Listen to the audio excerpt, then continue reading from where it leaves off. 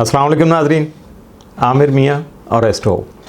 तो आज हम बात करेंगे जो इस वक्त दुनिया में सबसे बड़ी जो इस वक्त ज़ेर बहस मौजू है वो है ईरान और इज़राइल का। अब इसके बारे में बहुत सारी बातें मैं पिछले कई महीनों से नहीं बल्कि कई वीडियोस में ये कर चुका, और उसके बाद मैं अभी जो बात करूँगा उसका जायज़ा लूँगा मैं, क्योंकि बहुत ज़्यादा इसरार आ रहा था दोस्त अहबाब का कि इसके बारे में कुछ बताइएगा। जैसे आपने पाकिस्तान इंडिया के बारे में कुछ कहा था तो यहाँ भी कुछ कहिएगा, तो इसके बारे में कुछ मैं रेफरेंस भी साथ साथ अपने बताता चला जाऊंगा। और बाकी जो हालात हैं, स्टार पोजीशन है, उसके बारे में अभी आपसे जिक्र करते हैं। तो चैनल को सब्सक्राइब कीजिएगा, लाइक कीजिएगा और बेल पुश कीजिएगा, फिर आगे बढ़ते हैं हम। तो अगर देखा जाए तो इस वक्त दुनिया की जो सूरत हाल है वो इंतहाई नाजुक और गैर यकीनी, बहुत ज़्यादा ही गैर यकीनी हुई है, क्योंकि यहाँ इज़राइल और ईरान के दरमियान में जो जारी फ़ज़ाई हमले हैं और जवाबी कार्रवाइयाँ मुकम्मल जंग का मंजर पेश कर रही हैं, बल्कि बड़ी तबाहकुन जंग का जो है ना सिलसिला आपके सामने आ रहा है। और इसके बारे में 18 सितंबर 2024 को बुर्ज हौत में जो चांद ग्रहण था उसके असरात उस वक्त फौरी तौर पे ही सामने आ गए थे, जब चंद दिन बाद ही इजराइल ने ईरान पर 26 अक्टूबर 2024 को पहला हमला कर दिया था। इसकी वीडियो चैनल पर मौजूद है। अब साथ साथ मैं आपको सिर्फ ये बताता चला जाऊंगा। और जब मैंने 18 सितंबर 2024 को बुर्ज हमल में चांद ग्रहण की वीडियो बनाई थी तो मैंने उसमें कहा था कि ये 2.5 साल जो ग्रहणों का दौर है ये मिडल ईस्ट और अरब ममालिक और ईरान इसराइल के लिए ख़ास तौर पर माजी की तरह नई जंगों और इख्तलाफात और चैलेंजेस जो हैं उससे भरपूर होगा। ये नहीं होगा कि एक चीज़ आएगी तो दूसरी रुक जाएगी, सारा कुछ इसमें बल्कि शिद्दत के साथ सामने आएगा। इस साल जो चांद ग्रहण 14 मार्च 2025 को हुआ है तो वो बुर्ज सुंबला में था। उस वीडियो में भी मैंने कहा था कि इस ग्रहण के अगले जो 6 माह के दौरान सामने आने वाले जो असरात हैं, ख़ास तौर पर ईरान पर उसमें मज़ीद जो है ना वो नई पाबंदियां लग सकती हैं, या नई जौहरी डील जो है उसके लिए उसको जो दबाव डाला जाएगा, और दबाव बल्कि उसके लिए अगले 6 महीने तक जब बरकरार रहेगा। ये उस वक्त मैंने ये बात की थी। अमेरिका और इजराइल का ईरान के ख़िलाफ़ रवैया मज़ीद सख्त हो जाएगा। और आप सब ने देखा कि ट्रंप ने कैसे ईरान पर नई जौहरी डील के लिए जो है ना वो दबाव डाला, मज़ीद पाबंदियाँ आयद करने की धमकियाँ देते रहे। और इसी दौरान इजराइल ने एक बार जो ना फिर से ईरान पर हमला कर दिया। इसके साथ साथ 5 जून 2025 को जब मैंने मुश्तरी की बुर्ज सरतान में ट्रांजिट की वीडियो की थी, चूँकि कैंसर में ये ट्रांजिट हो रही थी इसकी, तो उसमें भी मैंने कहा था कि 10 जून 2025 को जब मुश्तरी जो है बुर्ज सरतान में ट्रांजिट करेगा तो मुश्तरी बुर्ज हमल मौजूदा बुर्ज हमल में मौजूद जो है ना ज़ोहल के साथ एक सख्त और बड़ी शदीद असरात के हामिल जो वो तरबीब बना रहा होगा। यानी ये ऐसा स्क्वायर है कि ये मुश्तरी और ज़ोहल की जो असरात हैं उनको मज़ीद बढ़ाने का सबब बनता है, जो कि इसकी पोजीशन बन रही है। और इसमें जो है ना बहुत ज़्यादा दबाव और कशमकश जो है ना वो उस तरीके का सिनेरियो आपके सामने आएगा कौमी सतह। और इसका ख़ास तौर पर जो फोकस होगा वो होगा कौमी सतह के जो मामलात हैं, आपकी शनाख्त है, जैसे कौमी सतह की बात करूँ तो इसके साथ आपका जो तहफ़्फ़ुज़ यानी सिक्योरिटी है, आइडेंटिटी है, और इस तरह के जो मामलात हैं वो बहुत ज़्यादा नुमायाँ होकर सामने आएगा। और फिर आपने देखा कि इजराइल ने जो ईरान पे 12 जून 2025 को ये दोबारा से हमला कर दिया। और ये भी क्या है, तहफ़्फ़ुज़ है, सिक्योरिटी है, अपनी आइडेंटिटी की बातें हैं। ये इजराइल भी यही बातें करता है, ईरान भी यही बातें करता है। तो आप अगर हम देखें कि मौजूदा जो एस्ट्रोलॉजिकल जो भी एस्पेक्ट बन रहे हैं उनको अगर हम देखेंगे तो जून 2025 के जो पूरे महीने में ज़ोहल नेपच्यून बुर्ज हमल में एक क्लोज किस्म का जो है ना कंजक्शन यानी करान कर रहे हैं, कंजक्शन बना रहे हैं। और इसका जिक्र भी मैं मई 2025 ज़ोहल की जो बुर्ज हमल में जब ट्रांजिट हुआ था उसकी वीडियो में भी कर चुका हूँ। और 15 जून से सितंबर 2025 तक जो मुश्तरी और ज़ोहल की ये जो बड़ी हार्ड किस्म की जो है ना बहुत ज़्यादा शदीद असरात के हामिल जो तरबी है ये जारी रहेगी। और साथ में मुश्तरी जो है बुर्ज हमल में मौजूद नेपच्यून से भी स्क्वायर जो है ना उस वक्त बना रहा होगा। अब देखा जाए कि ये किस चीज़ की अलामतें हैं, ये स्टार जो हैं ये इतनी शिद्दत क्यों आ रही है। तो यहाँ नेपच्यून को अगर देखेंगे तो अकायद व नज़रियात और मज़ाहब जो है, मज़हब के बारे में हमारी जो सोच है, जो भी हमारी ईमान है, इस तरह की जो भी सारी चीज़ें, तो ये उन चीज़ों का जो है ना अलंबरदार होता है, उन चीज़ों को हाईलाइट करता है। ज़ोहल जो होता है वो हमेशा, बहरहाल आप तो सारे ही आप अच्छी तरह से जानते होंगे कि सियासत, पाबंदियाँ, खौफ, कंट्रोल और हिफाजत का बहाना बनाने की जो है ना अलामत के अलावा नस्ल परस्ती, कौमों और मजहबी ग्रोहों के दरमियान में जो भी मुनाकशत होती है या जो भी प्रॉब्लम्स आती हैं तो ये उसकी अलामत है। इसके साथ साथ अगर हम जुपिटर को देखते हैं तो उसका काम तो हर चीज़ को एक्सपेंड करना होता है, उसका वसअत देना होता है, यानी चीज़ों को बहुत ज़्यादा बढ़ा चढ़ा के सामने लाना होता है। अरे और अगर देखा जाए, अगर बुर्ज को देखें, बुर्ज सरतान को, तो वो कौमियत और जो सरहदी मिसाइल होते हैं आपके, जो बाउंड्रीज़ आपकी होती हैं, वो उसके मुतलका बुर्ज है। अब अगर 15 जून 2025 को मरीख जो है ना उसको देखा जाए तो वो उस वक्त जो बुर्ज असद की 28 डिग्री और 54 दकीके पे मौजूद होगा, और यूरेनस जो होगा वो बुर्ज सौर के 28 डिग्री और 54 दकीके पर जो है ना वो होगा, और ये तरबी इनकी बन रही होगी। यूरेनस जो है बुर्ज सौर में अगर होगा तो वो ज़मीन, कुदरती वसाइल यानी तेल, गैस, यूरेनियम, मादनियात, और मरीख जो है बुर्ज असद में ताकत का इजहार, अपनी अना, शोहरत, ड्रामाबाजी और ज़ाती जो शान शौकत है, उसके बारे में अगर एक फ़िक्रा हमारे सुनने में आता है बहुत ज़्यादा कि मैं जैसे चाहूँ वैसा करूँ। तो इसके लिए मुतबादला और भी फ़िक्रे बहुत हैं, लेकिन मैं उनका जिक्र नहीं करूँगा। तो ये इस तरह के काम है कि यहाँ बंदा अपने बस अना में आके एक जगह फंस जाता है। तो इसलिए आपने अगर देखें गौर से तो इज़राइल जो है वो ईरान के किया क्या, उसने कुदरती वसाइल पे हमला किया, और इसीलिए फौरी तौर पे क्या हुआ कि तेल और गैस की जो कीमतें हैं आलमी मार्केट में वो बढ़ गई, बहुत ज़्यादा उसमें इजाफा हो गया। जून जुलाई 2025 में अब जो फॉरेक्स का काम करने वाले हैं या इससे रिलेटेड जो भी जिनके बिज़नेस हैं, तो उनको चाहिए कि जो जून और जुलाई में 2025 में ख़ास तौर पर आलमी मंडियों पर नज़र रखें।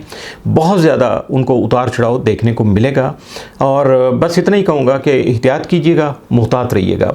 इसका जिक्र भी वैसे मैं पुरानी वीडियोज़ में कर चुका कि क्या क्या कुछ मुमकिन तौर पर सामने आ सकता है। इसके बाद अगर देखते हैं कि ये जो सिलसिला है ये सारा फिक्स जो साइन है उनकी शदीद ज़िद और धमाका खेज़ जो है ना ये तरबी बनने की वजह से है। जैसे कि मैं पहले भी आपको बता चुका कि ये तरबी जो है वैसे भी इसके असरात तो बहुत ज़्यादा, यानी बड़ा हार्ड किस्म का ये एस्पेक्ट होता है, तो बहुत ज़्यादा ये तनाव पैदा करता है। और इसके साथ साथ ये स्क्वायर जो है ये अगर इसको मैं दुनिया के तनाज़र में देखूंगा तो जियो पोलिटिकल जो पॉलिटिकली जो तनाव है उसका सबब ये बनेगा, बल्कि बन रहा है इस वक्त भी। और क़यादत की ज़िद, इक़्तिदार और वसाइल की जो जंग है उसका सबब जो है ना ये तरबी बन रही है। और ज़ेर बहस जो तमाम सियारे हैं वो इज्तिमाई शऊर को बस यूँ समझें कि बिल्कुल हिला रहे हैं, और बल्कि ख़ासी तौर हमें शेकी बना रहे हैं। उसमें हमारा एतमाद मुतज़लज़ल हो रहा है, और बहुत सारी चीज़ें जो है ना वो इस वक्त बस आउट ऑफ माइंड हो रही हैं। हमें कन्फ्यूजन हो रही है कि इस वक्त हमें क्या करना है, किस तरह से चलना है। लेकिन मैं वापस आता हूँ अपने टॉपिक पे। इसराइल और ईरान के हालात, अमेरिका में मुजाहरे और दीगर जगहों पर जो बढ़ती हुई बेचैनी है वो इस जो स्क्वायर एस्पेक्ट जो जिनका मैं जिक्र कर रहा हूँ तो उसका बिल्कुल एक क्या कहते हैं रिफ्लेक्शन आपके सामने आ रही है। क्योंकि मरीख इस वक्त जो है वो 28 डिग्री बुर्ज असद पर मौजूद है, और इज़राइल के पैदाइशी जायचे में भी मरीख 28 डिग्री बुर्ज असद पर ही मौजूद था या है इस वक्त, क्योंकि जब तक ये पैदाइशी जायचा चलता रहेगा इज़राइल के साथ साथ। तो ये एक मार्स रिटर्न जो है ना ये होगा, और ये ऐसा वक्त होगा कि जब कोई भी कौम या फ़र्द अपनी पुरानी जंगी हिकमत अमली जो है उसको दोहराते हुए नया कोई जारियत पसंदी या अस्करियत पसंदी पर मबनी कोई इक़दाम उठाएगा तो वो पुरानी जंगी हिकमत अमली को ही दोहराने का सबब बनेगा, हालांकि वो नए सिरे से वो सारा कुछ करने की कोशिश कर रहा होगा। इसके साथ साथ जो बड़ा अहम किरदार है इस सारी खेल का या इस सारे मामले का वो है डोनाल्ड ट्रंप। अगर उसके पैदाइशी ज़ायचे को देखा जाए तो उसका एसेंडेंट जो है वो 29 डिग्री बुर्ज असद है, और मरीख भी बुर्ज असद में 26 डिग्री पर मौजूद है, बिल्कुल करीब करीब। और इसका मतलब ये हुआ कि ट्रांजिट का जो मरीख है वो ट्रंप के पैदाइशी जो बर्थ असेंडेंट है, और इस वक्त जो असेंडेंट का जो मरीख है उसके बिल्कुल ऊपर है या करीब करीब है बिल्कुल। तो ट्रंप का जो पैदाइशी अगर देखा जाए कि भाई उसका मून कहाँ है, तो वो सेगिटेरियस का है, और अभी 11 जून 2025 को सेगिटेरियस जो है ना उसी का मुकम्मल चांद हुआ है। अब ये सारी चीज़ें ज़रा डॉट कनेक्ट करते जाइएगा कि किस तरह से जो स्टार है वो अपने इस रात को सामने लेके आते हैं। तो इसके बाद अगर देखा जाए तो ट्रंप में जो शदीद जो जज्बाती, गुस्सीला और गैर मुतवक्को रवैया जो इस वक्त उभरा हुआ है, नुमाया तौर पर नज़र आ रहा है आपको, वो बिल्कुल ऐसे ही हुआ है जैसे कि बंदा गुस्से से फटने वाला हुआ होता। और उसका रवैया जो इन असरात की वजह से अगले चंद दिन में मज़ीद गैर मुतवाज़न भी हो सकता है, और वो ओवर कॉन्फिडेंट हो के कोई गैर मुतवक्को इक़दामात भी कर सकता है, कुछ ऐलानात भी कर सकता है, कुछ भी कह सकता है। और लेकिन उससे होगा क्या कि उसकी अपनी ही पोजीशन जो है ना वो मज़ीद ख़राब होगी। बाकी तो जो कुछ असरात आएंगे सो आएंगे। लेकिन अब इसके साथ साथ मुझे याद नहीं आ रहा कि मैं अपनी एक वीडियो में इस बात का पहले जिक्र कर चुका हूँ कि जून और जुलाई 2025 में अमेरिकी सदर और नायब सदर जो है ना वो शदीद दबाव और मुश्किलात में होंगे। किस वीडियो में कहा था मुझे तो खैर याद नहीं आ रहा। अगर आपको याद आ रहा तो नीचे कमेंट में ज़रा बताइएगा मुझे कि मैंने किस वीडियो में कहा था, तो आपको बहुत सारी चीज़ें और भी सामने आपके आ जाएंगी और मुझे भी ज़रा याद आ जाएगा। अब अगर ईरान की बात की जाए, बड़ा चूँकि मेन इसका हिस्सा है सारे सिनेरियो का, तो ईरान का जो पैदाइशी एसेंडेंट है वो बुर्ज कौस है। और ये जो इसको आपके जहन में बहुत सारे दोस्त अहबाब के आएगा कि ये कहाँ से आपने ले लिया, तो इनकलाब ईरान के दिन यानी 1 अप्रैल 1979 जो है उसको बेस बना के ये देखा गया है।